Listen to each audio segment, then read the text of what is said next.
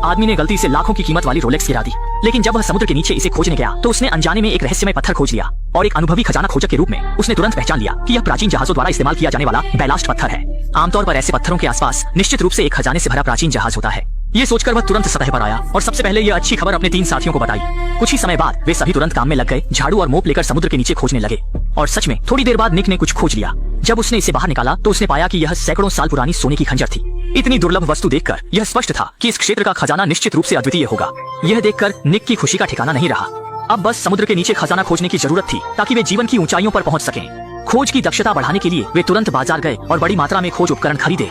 फिर वे इस समुद्री क्षेत्र में लौट आए, बड़े पैमाने पर काम करने की तैयारी में। उन्होंने पहले रस्सी से क्षेत्र को चिह्नित किया, फिर धातु डिटेक्टर का उपयोग करके सावधानी पूर्वक खोज की और सच में जल्द ही धातु डिटेक्टर ने प्रतिक्रिया दी। जांच करने के लिए निक ने तुरंत साथी को हेयर ड्रायर से सतह की रेत हटाने का संकेत दिया। तुरंत एक मोटी लोहे की चेन दिखाई दी।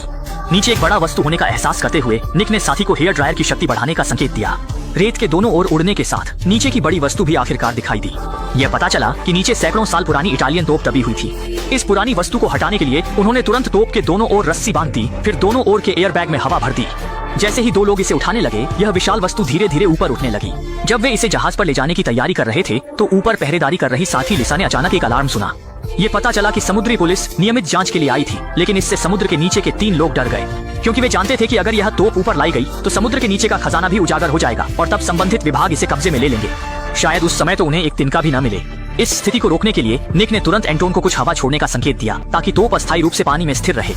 लेकिन जब एंटोन ने एयर बैग खोलकर हवा छोड़ी तो उसने गलती से सब कुछ छोड़ दिया। इससे तुरंत हजारों किलो की तोप अनियंत्रित रूप से समुद्र के नीचे गिर गई और एंटोन का हाथ भी गलती से रस्सी में फंस गया, जिससे वह भी समुद्र के नीचे खींचा गया। संयोग से गिरने के ठीक उसी पल तोप ने बिल्कुल सही जगह पर एंटोन का हाथ नीचे दबा दिया और स्थिति को और खराब करने के लिए उनके पास मौजूद ऑक्सीजन भी लगभग खत्म हो गई थी।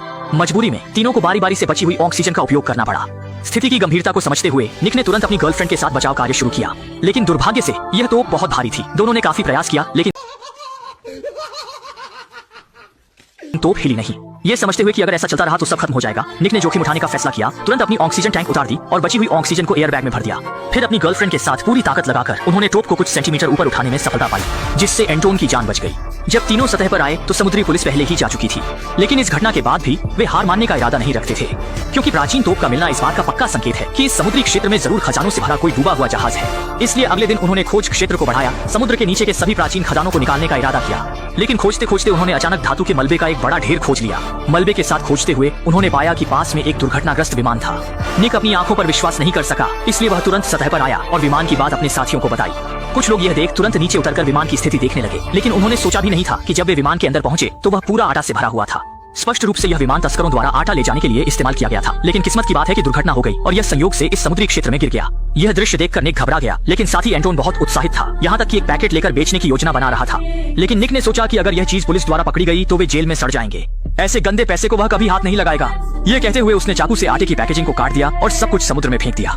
घर लौटने पर निक की गर्लफ्रेंड ने पुलिस को सूचित करने का सुझाव दिया, लेकिन यह तुरंत अन्य साथियों द्वारा विरोध किया गया, क्योंकि अगर पुलिस को पता चला तो वह समुद्री क्षेत्र निश्चित रूप से पुलिस द्वारा बंद कर दिया जाएगा और समुद्र के नीचे का कीमती खजाना भी जब्त कर लिया जाएगा।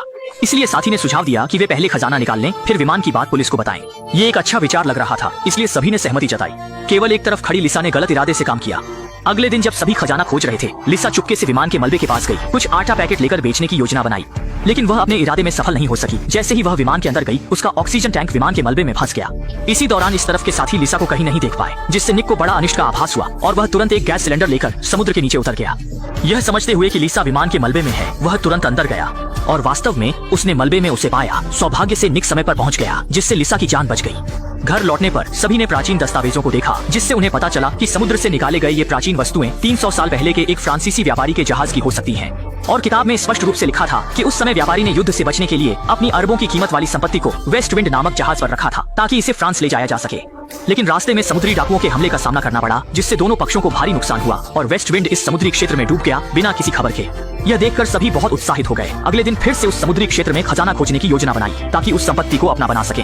लेकिन यह उम्मीद नहीं थी कि सब लोग अच्छी तरह से बात कर रहे थे। तभी एंटोन और एक साथी ने गलत इरादा कर लिया। रात के अंधेरे में जहाज लेकर विमान के मलबे के पास गए, चोरी से कई आटा पैकेट ले गए और अगले दिन स्थानीय गैंगस्टर को बेचने गए।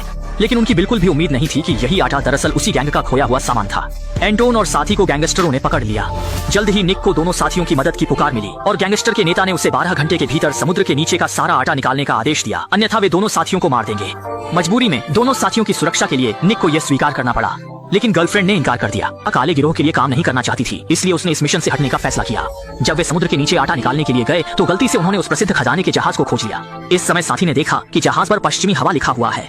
इस दृश्य को देखकर तीनों बहुत उत्साहित हो गए, क्योंकि यह जहाज सैकड़ों साल पहले गायब हुआ खजाने का जहाज था। लेकिन इस अपार धन के सामने तीनों इसे लेने की हिम्मत नहीं कर सके, क्योंकि उनका समुद्र में उतरने का उद्देश्य था कि काले गिरोह द्वारा दिए गए आदेश को पूरा करना, विमान के मलबे में से हजारों पाउंड आटा निकालकर किनारे पर लाना, वरना गैंग वाले उन तीनों को जिंदा निगल जाएंगे। लेकिन जब तीनों आटा निकालने में व्यस्त थे तो उन्हें यह एहसास नहीं हुआ कि एक शार्क ने उन्हें निशाना बना लिया है। अगले ही पल साथी लिसा का आधा कूल्हा शार्क ने काट लिया।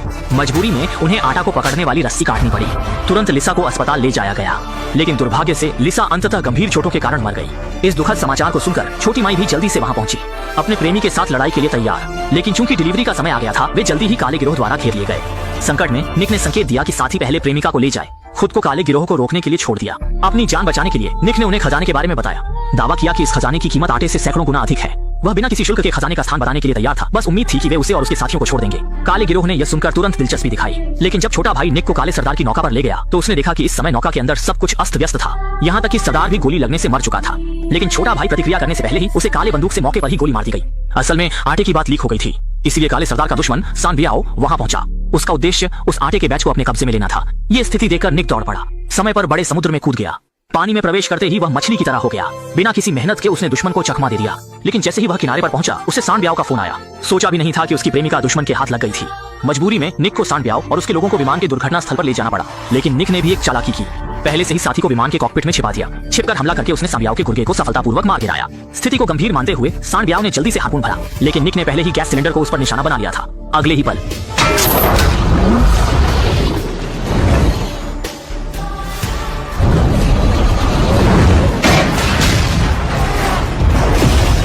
एक जोरदार धमाके के साथ सान ब्याओ और विमान का मलबा राख में बदल गया। इस प्रकार एक संकट आखिरकार समाप्त हो गया। जब सब कुछ शांत हो गया तो कुछ लोगों ने समुद्र के नीचे से लोहे की तोप को निकाल लिया, लेकिन जैसे ही वे सफल होने वाले थे, रस्सी अचानक टूट गई। लेकिन हैरानी की बात यह थी कि जब तोप समुद्र में गिरी तो वह गलती से डूबे हुए जहाज को फोड़कर उसमें एक दरार बना गई और अंदर अनगिनत सोने की ईंटें भरी हुई थीं। जैसे ही उनका साथी सिर के बल समुद्र में कूदा, उसने अपनी इच्छा के अनुसार नीचे सोना भी खोज लिया। अंततः इस अपार धन के सहारे कुछ लोग वर्ग पार कर गए और जीवन की चोटी पर पहुंच गए, और फिल्म यहीं समाप्त हो गई।